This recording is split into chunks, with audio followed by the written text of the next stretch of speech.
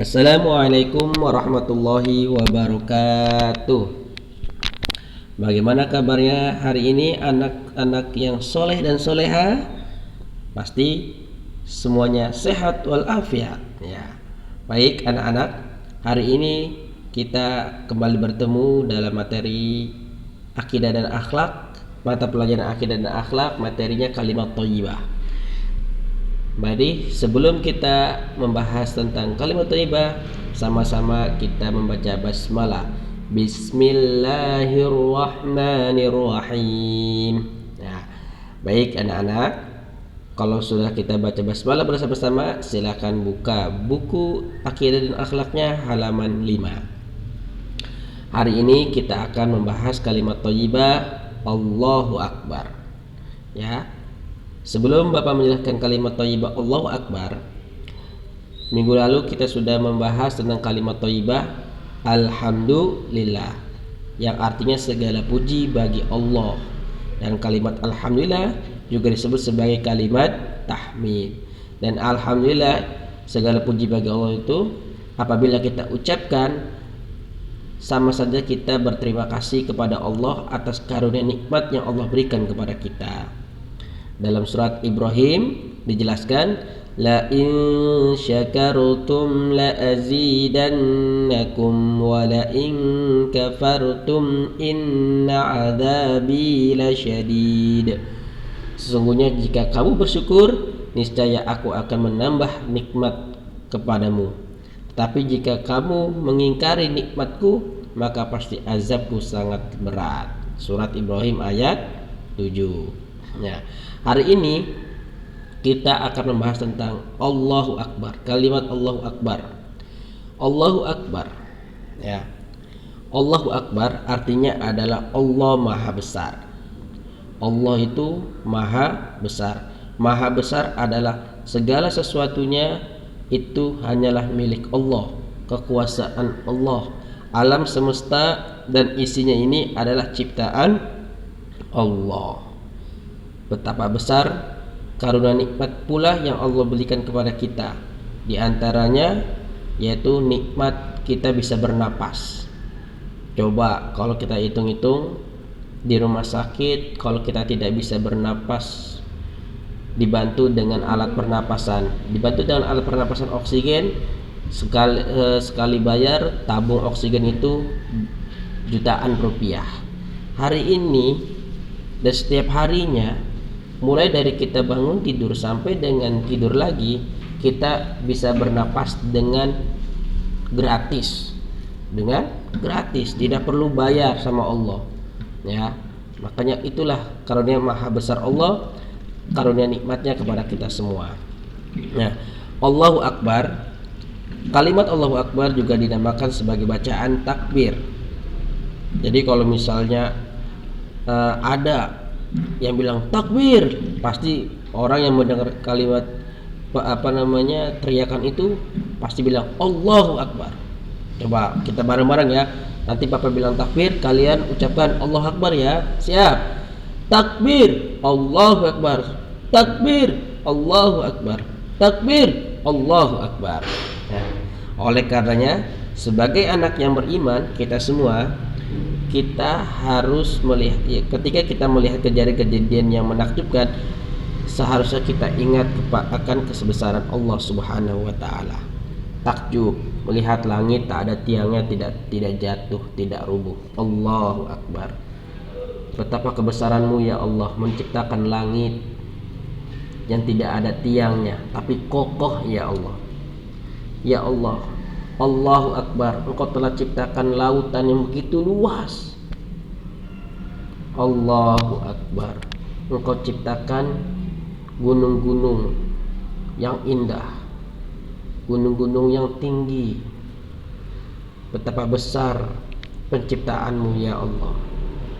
Nah, alam semesta ini, mulai bumi ini dan seisinya adalah ciptaan Allah. Baik, lanjut ya.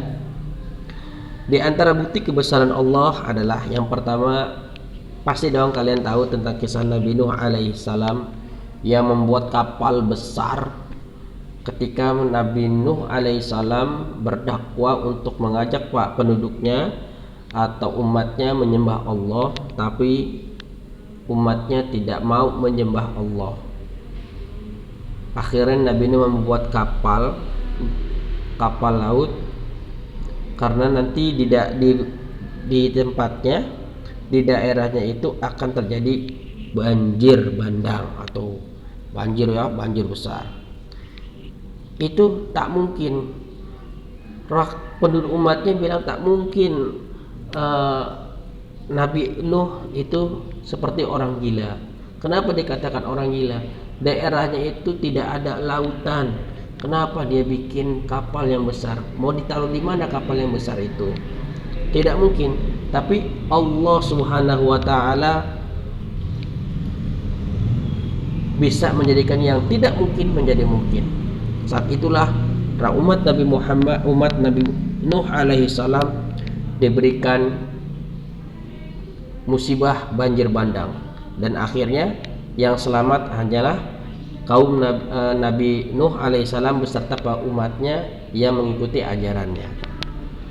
Dan yang kedua, bukti kebesaran Allah adalah kisah Nabi Muhammad SAW dalam melakukan Isra, yaitu perjalanan dari Masjidil Haram ke Masjidil Aqsa dalam waktu semalam. Nah, itu adalah hal yang tidak mungkin bagi pikiran kita, tetapi Allah tidak mungkin kalau Allah sudah menjadikan itu jadi. Sesuai firman Allah dalam surat Yasin ayat 82, innama amruhu idza arada syai'an ay yaqula lahu kun fayakun. Innama amruhu idza arada syai'an ay yaqula lahu kun fayakun. Sesungguhnya perintahnya apabila dia menghendaki sesuatu hanyalah berkata kepadanya jadilah, maka terjadilah. Jadi kalau Allah sudah bilang kun fayakun, maka yang tidak mungkin akan menjadi mungkin. Lanjut. Oleh karenanya Allah sanggup menjadikan segala hal yang tidak mungkin menurut pikiran kita. Ya, jadi kebesaran Allah itu tanpa ada batasnya dan tidak dapat dijangkau oleh kita hambanya. Jadi kalau ada yang bertanya, seberapa besar sih ukuran zat Allah itu? Jawabannya adalah tidak ada satu makhluk pun yang dapat menjangkaunya. Tidak ada yang bisa. Allah itu seperti apa? Tidak bisa dibayangkan. Ya. Daripada kita tidak bisa membayangkan nanti kita berdosa karena menghayal-hayal tentang Allah, karena Allah itu kamislihi syai'un, tidak serupa dengan segala sesuatunya. Yang harus kita pikirkan adalah tentang wujud kebesaran Allah yang kita lihat. Ada orang, betapa besar ciptaan Allah itu. Ada manusia yang diciptakan hidungnya mancung, dan ada juga yang hidungnya mancungnya ke dalam. Ya, betapa besar.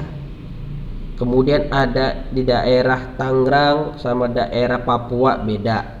Allah menciptakan kehidupannya. Di Papua daerahnya panas, pasti orangnya hitam-hitam. Kalau di Tangerang daerahnya tidak terlalu panas, pasti ada yang hitam, ada yang putih. Nah, itu betapa kebesaran Allah. Nggak mungkin disamakan. Misalnya manusia yang diciptakan oleh Allah di muka bumi ini hitam semua, apa jadinya nanti?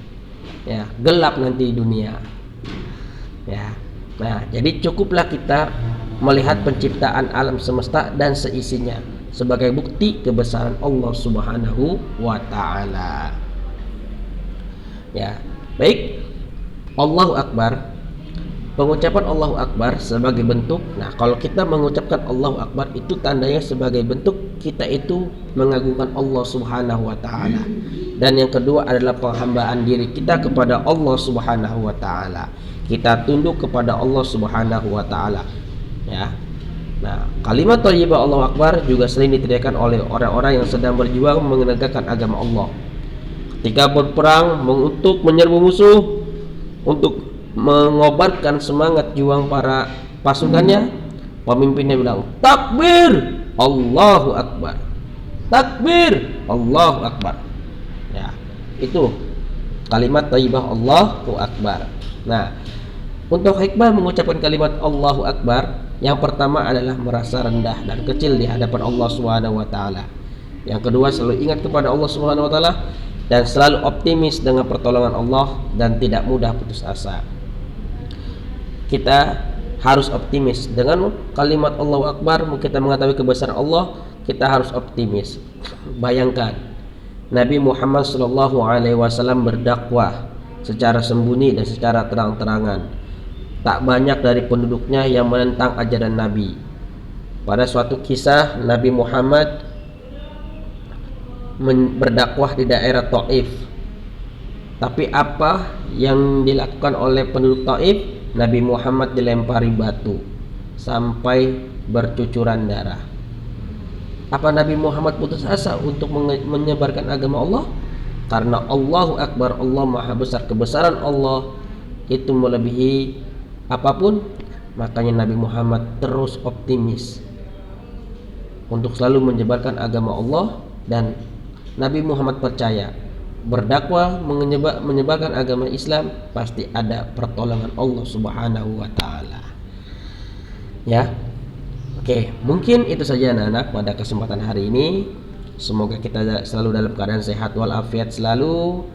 Tetap jaga kondisi dan kesehatan kita. Jangan lupa cuci tangan, sarapan, dan pola makan kita juga teratur, dan istirahat juga kita teratur.